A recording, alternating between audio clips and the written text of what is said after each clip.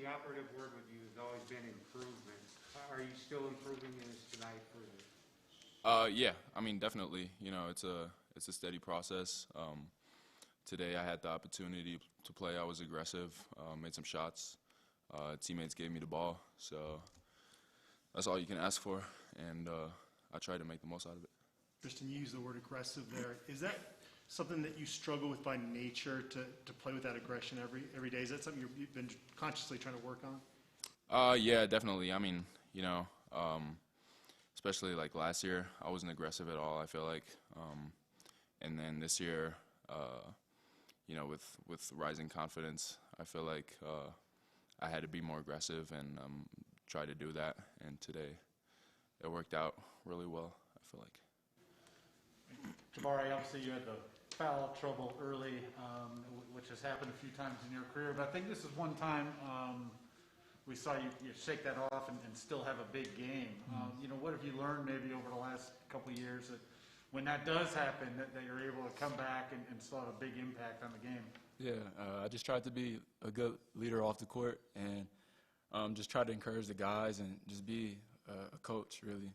I understand that when I get 2 fouls like that, I'm probably not going back in if I don't need to go back in. So just prepare myself to sit on the bench and see the game from that perspective and then get ready for the second half.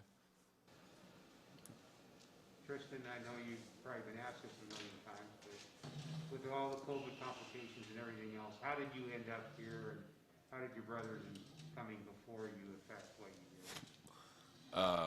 did? Yeah, I mean, my brother basically started off coming to college basketball, you know, at Stanford, and then I felt like I wanted to do the same thing, you know, playing professionally, combining the academics with the sport, and there's not really an option for that in Europe, so you know, his work basically kind of gave me the opportunity to, you know, get more eyes on me, and then.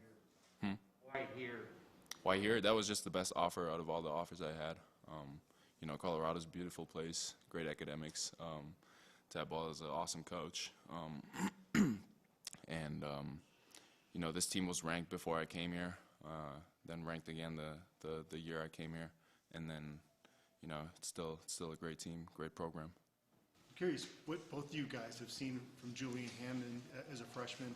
Didn't come in with as much hype as some of those other guys, but he gets an opportunity, and he stepped up this week. Yeah, since he got on campus, basically, it's something that I've seen. The fans are just now getting a chance to see it, but he does this consistently in practice, so it's no surprise when it comes game time. He could take over a practice by hitting 3 threes in a row, getting everyone involved. He's like a glue guy. He just does everything you need from the point guard position. Yeah, I mean, absolutely. I agree with Bari. You know, you see it in practice. You know, he puts the work in. One of our best shooters, I feel like, you know, and a great, he has a great IQ. You know, he can read the game. He used to play quarterback. I got recruited for that too. So, you know, he got the eye. He got the passing skills for that. And, yeah, he just gets some minutes and he can show it. Yeah. Really for either of you guys, in what ways do you think the Bucks got better this weekend? I mean, we basically learn from every game, you know. There's still stuff we got to improve upon, but, you know, I feel like our intensity was really good, especially in the second half. We made some strides in comparison to the first half, you know, not turning the ball over, for example. And it's always just, you know, it's a steady process, so there's always things that we improve upon every game. I think the starting five has done a better job at starting games off. In the past, we got down pretty much in the beginning of the games, and it just felt like we were always having to come from behind and play catch up. So we did better at that today. Another one for either of you. Looking ahead a little bit, you guys haven't shot the ball well away from home yet this year. You haven't played a lot of games away from home, but struggled shooting in the Virgin Islands, struggled shooting at UCLA. How do you guys go about getting that fixed ahead of what's going to be a tough challenge at Arizona? I mean, you know, when shots don't fall, you got to rely on other things. You know, defense, rebounding, and attacking the paint, I feel like. So that's always things we want to do. We always want to play inside out. And then we're just looking for great shots on offense. So shots haven't fallen yet, and we're still getting these wins and doing what we have to do to come out with the win. So when they do start falling, I think we just become that much of a better team. So I'm excited. There's just so much growth that we still have. We have a lot of depth that we're still finding out, and guys are getting more opportunities. So every night it could be somebody else's night. As we saw Tristan tonight, might be Evans one night. We just have so much versatility, and the shots are going to start falling. Yeah, just real quick, Tad's 300th win, he's kind of downplayed it. Have you guys talked about it? Proud to kind of be a part of that at all? I'm definitely proud of it. I didn't even realize, I feel like I'm always the last one to realize stuff, because even when McKinley broke the record, I didn't realize till after the game. Like, everyone else was cheering, and same with Evan, getting the points. yeah, facts. I'm just now finding this out, so I'm definitely going to go talk to him after this and congratulate him. Okay. All right. Thanks, guys. Thank you.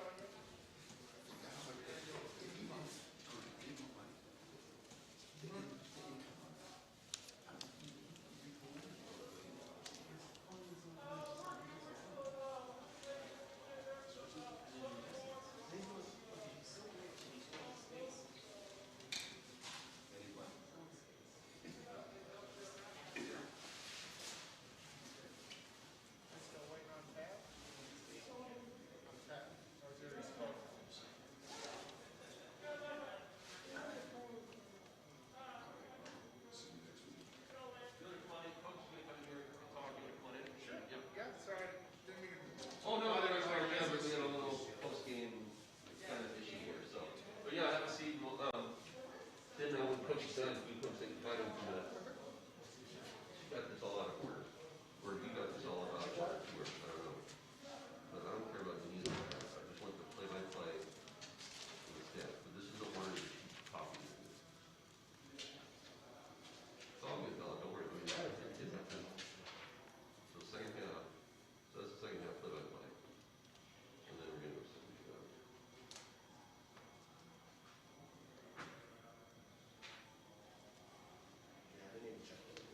Michael, are you trying to find a permanent co-host, or do you kind of switch them out each week? Well, Knutsen's supposed to do it for next week, Saturdays. So I'll be in Washington. Oh, okay. So we'll see. What island are you going to? They made an offer to somebody to be a permanent co-host. They said, because they're affiliated with a potential sponsor. I said, you know, pick up, a portion of the nut, If you want to be the co-host, you could be. This is what it costs. And you could buy advertising, or you could, buy in, sell the advertising yourself to your own company. But they want to just take it straight ahead. You know what?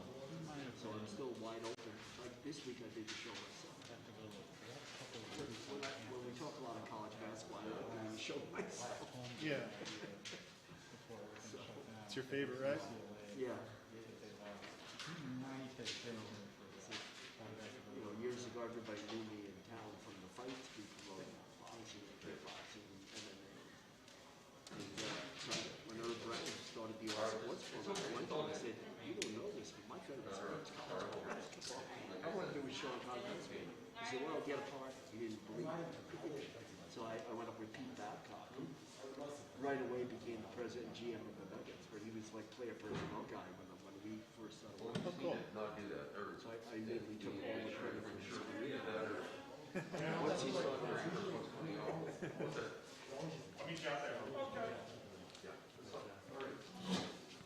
and Sandy was on KOA, I'd call him up about St. John once in a while. Billy They were actually good. Yeah, they were good there. Louis was there then. St. John. Abby, you have that for? Yeah. Put that, folks.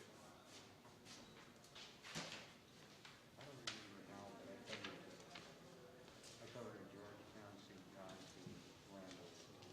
Yeah, so, you know, I don't know what he's gonna do. I assume he'll do it himself because he likes that, I think. But we'll see. We'll see. He's working on a deal. KFK wants a simulcast on the show and put it in northern Colorado. So he's working on a deal for that. Does some things with them. He does his blog for Three Strikes. He does, which is good. He's good at it. And so he's trying to get them to carry the show simulcast. They have to sell the right time, not buying. St. John's beat. My sponsors don't care about Kirk Collins, really. Most of them. Some of them would be good, but I'm not one of the easiest to. Even though you can hear that station in town, they wanted me to go up there full time. Nobody in Denver listens to KFK, as far as I can tell. You know? It's a Greeley station. So they're basing it Greeley in Fort Collins. So that'd be a nice move for us. So that's possible.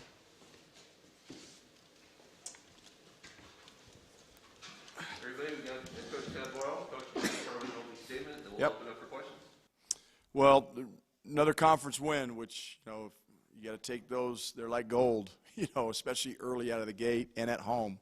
Really important that we take care of home court advantage, and we were able to do that, you know, this weekend. And Washington's a team, you know, you never feel like they're out of it. They were down 14 against Utah the other night in the second half with like 13 minutes to go, and they came back and won. So then when they cut it to 6, I said, okay, here we go again.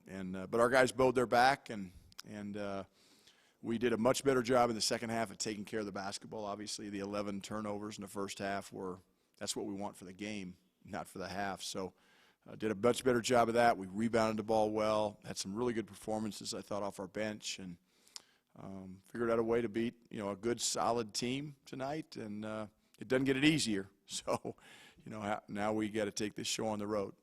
It sounded like you, coming into this whole week, maybe weren't sure how the team would respond after the layoff. Yeah. Imagine you're pretty impressed with how they came out and responded to these Yeah, games. yeah, and I think I mentioned to you, Pat, you know, we'll find out this weekend how well we've practiced, because I do believe, you know, for the most part, you play games how you practice. And, you know, you see them in practice, and you think you're getting stuff done, you think you're improving, but you don't know that until you play the games. And I think, you know, we're still a team that has a high ceiling, that continue to get better at many, many things, but they find a way to win when things get tough. They didn't get too tough tonight, but really pleased with this weekend. And again, the things we got to get better at, we got to get better at, you know. And the transition defense is one of those. That'll be tested in Tucson next week. I can promise you that, and in Tempe as well. Silva's improvement become exponential? Yeah, you know, Tristan, we want him to be aggressive, and he was aggressive tonight. And when Tristan's aggressive, and Jabari's aggressive, and Evan's aggressive, and Keyshawn's, you know, when we play with aggressiveness, we're pretty darn good. Now, the biggest thing I'm trying to impress upon our team is the fact that we have to try to make plays for each other. So being aggressive doesn't mean I didn't make a play for myself, but I'm getting the ball in the lane, I'm attacking, and if two guys guard you, somebody's open, and you got to give it up. And that's where we have to continue to get. The other night against Washington State, we had 17 assists. That's a great number. We want that every single night. Tonight we only had 13 on 31 baskets, which means we're doing a lot of stuff off the bounce, and we're not maybe sharing it as much. But I thought Tristan, his aggressiveness was good tonight. Jabari, he got in that foul trouble early, and eventually I'm going to play him with 2 fouls in the first half. I've done that once this year with Evan, who is a guy I trust as much as any guy I've ever coached, and he picked up his 3rd foul, before halftime. So I didn't do it with Jabari tonight. He had 5 rebounds in 4 minutes in the first half. I mean, if he would have played his normal minutes, he would have ended up, he still ended up with 13. So he really rebounded the ball well, and had good minutes from Luke O'Brien. Had 0 points, but he had 4 assists and 5 rebounds. Julian Hammond played good minutes off the bench. Nick Clifford continues to come along. So, the depth of this team is starting to grow up. You mentioned Jabari's early foul trouble. We've seen that at times with him before. I think maybe in only a few of those instances he's come back to have the kind of game he had today. Yeah. What's that say about his growth or maturity? Yeah. Shake that off now. I told him at halftime, I said, Jabari, one of the reasons I do that is so now in the second half, you don't have to go out there worried to foul. And I told Coach Rohn, if he picks up his 3rd foul early, we're going to keep playing. Okay, now you got to figure out how to play without fouling. And he did a really good job of that. I think so. It's the first half where I'm like, okay, let's, we're gonna need you down the stretch, and that's what you want as a coach. You want your horses down the stretch. You don't want them sitting there with 4 fouls, afraid to foul. And but we let him play with 3, and he did a good job of that, which is again growth. And Jabari's he's growing up. He really is. Julian didn't have quite the hype as some of those other freshmen that came in. Obviously, you've always been high on him. What did you see from him as a recruit, and what has this week done for him? Yeah, I think it's done wonders for him. I hope it's really helped his confidence, because the thing I love about Julian is he's got a short memory. He drove the ball in the lane and turned it over, and then, boom, we got a steal and hit him in the corner, and he didn't hesitate. He just rose up and shot the 3 like he expected to make it, and he did make it. So he's got a short memory, and you have to have that. He understands when he makes mistakes, and he's going to get better with that, just like all of our freshmen do. So, it's Julian.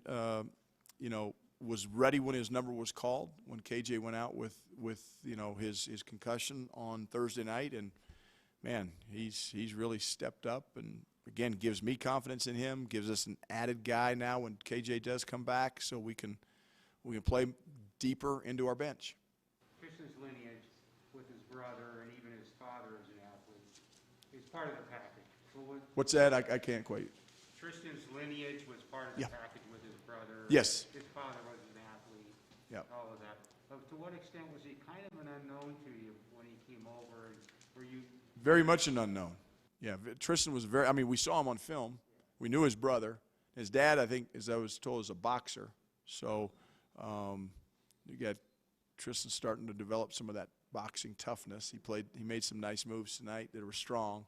But yeah, his brother and the kind of player he was, and then we saw on film, and the people we talked to said, yeah, he's every bit as good at the same age, and has a chance to maybe be better. So yeah, we just didn't know how good he'd be early. And it's funny, when we signed Tristan and we signed Jabari to this kind of the same situation, because it was during COVID, so we didn't get great evaluations on either one of them. And as you remember, we signed Uriah Horn, a grad transfer, just as insurance, because if these freshmen aren't ready, we still are not going to take a step back last year. And Uriah came in and played great, and Tristan and Jabari didn't get the minutes that they would normally get as a freshman because we signed Jabari, but now as sophomores, they're getting them, and they're responding, and it's going to be a continual learning curve and growth pattern for both of them. But I really love the track they're both on. You mentioned Luke earlier. Is this kind of game, maybe picture perfect for him? Didn't score, but the rebounds, the assists, and Yeah. a couple real hustle plays. Big-time hustle plays. I love his energy when he comes off the bench and plays hard and not afraid to make a mistake. that's what we need from Luke. And he made some winning plays for us tonight. You know, it was a great game for him personnel-wise because they went small for good stretches of those games in both the first and the second half. And so we were able to switch ball screens, and the matchups were good for him defensively. So, yeah, I was really pleased with Luke. Anything else for Coach? Plus 18 in the paint, plus 5 second chance points. Plus 20 on the boards. First half? Yeah, it was huge, Sandy. It was huge. I mean, the statistics that we look at, the ones you mentioned, along with plus 20 on the boards, is to me that's the one that jumped out of the stat sheet to me. But take care of the ball, get great shots. I mean, basketball is a simple game. That's what I try not to overcomplicate it. And it's funny. Our players were kind of looking at the bench tonight at times for plays to be called. And I told them at halftime, I told them at timeouts, this is not a game where we need to run sets. We just need to get the ball where we want to get the ball, which is in the paint, high post, low post, penetration, and we got to make plays for each other. It's not a game because Washington they play the zone. They kind of mix things up and keep you off balance. You can't be too play dependent, and I don't want to get to be where we're too play dependent. We got plays to get the ball to certain guys in certain areas, but another step in the right direction in that regard. Can you take a minute to enjoy 300? I'll take a minute. We got tomorrow off, so I'm gonna go to dinner with my wife and my daughter and some friends, and I mean, all it means is I've coached good players. I've had great assistant coaches, and I'm very fortunate to be the head coach at Colorado, but our players, you don't get wins without good players. We all know that. So we got to continue to recruit, and we got great kids from great families, and we need to continue that mantra, as we progress. But so it's just a number. But thanks.